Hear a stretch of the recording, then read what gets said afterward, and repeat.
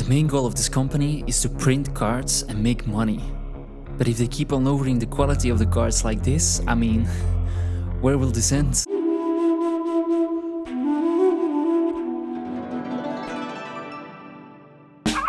What is up guys, and welcome back to Pokémon's. Today's video is a bit different.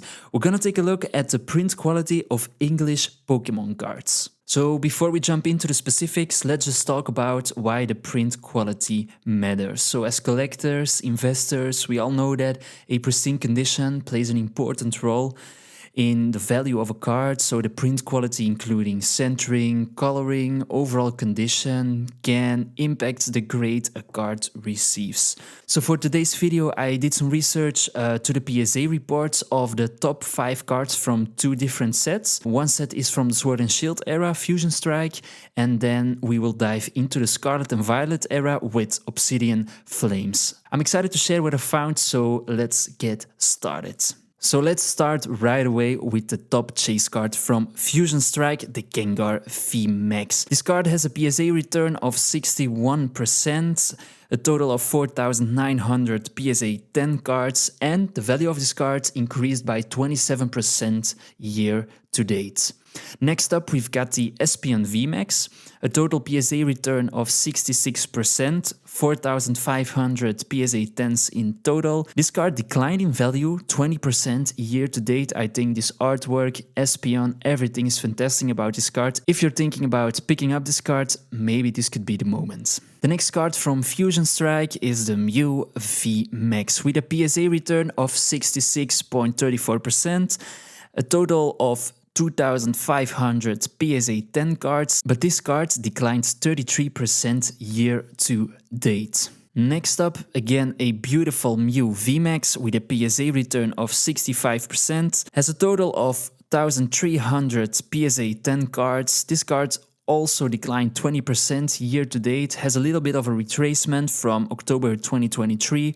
Again, a beautiful, beautiful card. And last but not least, the Mew V from Fusion Strike, again a beautiful Mew, has a PSA return of 48%, a little bit lower than the other ones, a total PSA 10 of 2,100 cards, and this card declined 40% year to date. So now let's take a look at the top 5 cards from Obsidian Flames, again with the top chase card, the Charizard EX. This card has a PSA return of 27%. What a difference with the cards from Fusion Strike. This card also declines 44% in 6 months. This card has a total PSA return of 7,500 cards in just 6 months. To give you an example, that's equal to the amount of PSA returns a Gengar VMAX from Fusion Strike has in maybe over 2-3 years. I think this is a very important sign that grading cards nowadays is very popular, but also has some consequences for grading cards in the future.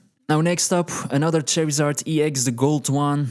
Obsidian Flames top 5 cards are full with Charizards. We have a PSA return of 32%, again very low, a total of 1,700 PSA 10s, and this card declined 25% over the last 6 months.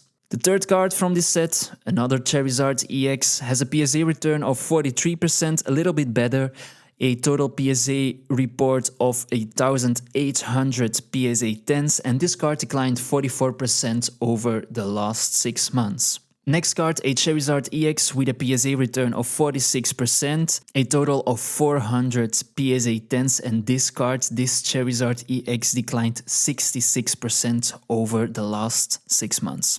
Last but not least, from Obsidian Flames, another Pokemon, the Pidgeot EX, has a PSA return of 30%, and this card declined 37% over the last 6 months. So if we're gonna take an average of the top 5 cards from these 2 sets, Obsidian Flames, Fusion Strike, I mean, it's immediately clear that Obsidian Flames has an average of 35%, and Fusion Strike has an average of 61% PSA return.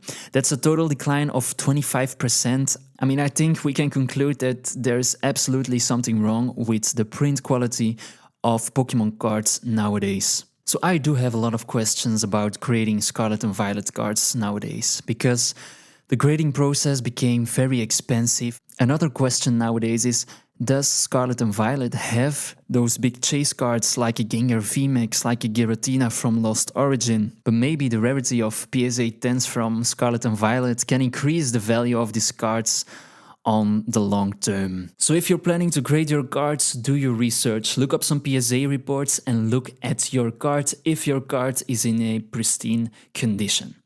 Don't forget, this Pokemon hobby became so big, and the Pokemon company does know that. They want to print cards, they want to make money, and I don't want you to spend a lot of money on creating cards if they don't return as a PSA 10. Thank you for watching, like and subscribe to be part of our first 100 subscribers giveaway, and I will see you in the next video. Bye bye.